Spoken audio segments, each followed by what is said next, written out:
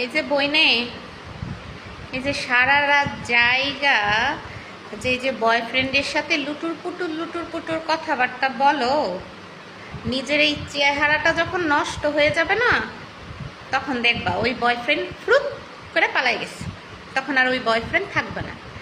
তাই আমার কথা আগে শোনো, আগে নিজের চেহারার যত্ন নাও, দেখবা এর চেয়ে অনেক সুন্দর সুন্দর ছেলে তোমার পিছনে লাইন দিয়া ঘুরবে।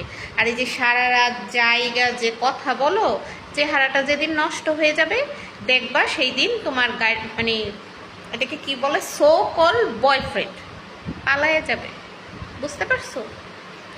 অনেক ভাইবা চিন্তা আমি ডিসিশন নিলাম যে এই জন্য তোমাদের গার্জেনের সাথে আমার একটা মিটিং ফিক্সড করতে হবে, যেখানে আলোচনার বিষয় থাকবে যে নিজেদের মেয়েদেরকে সাবধানে রাখুন, ওদের চেহারা নষ্ট হয়ে যাচ্ছে বয়ফ্রেন্ডের সাথে সারা রাত কথা বইলা, তারপর কিন্তু ভালো জামাই পাবা না।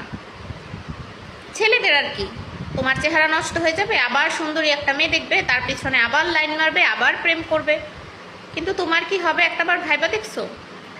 এই জন্য ভাবলাম যে সবার কথা চিন্তা কইরা কাজটা আমি শুরু করি। সবার গার্জিয়ানকে কল দিয়া বলি যে আপনার মেয়ের চেহারার যত্ন নিতে বলেন, সারা রাত কথা বলা বন্ধ করতে বলেন, তাইলে সুন্দর থাকলে ভালো স্মার্ট জামাই পাবা, নাইলে ওই যে রিক্সাওয়ালা কপালে।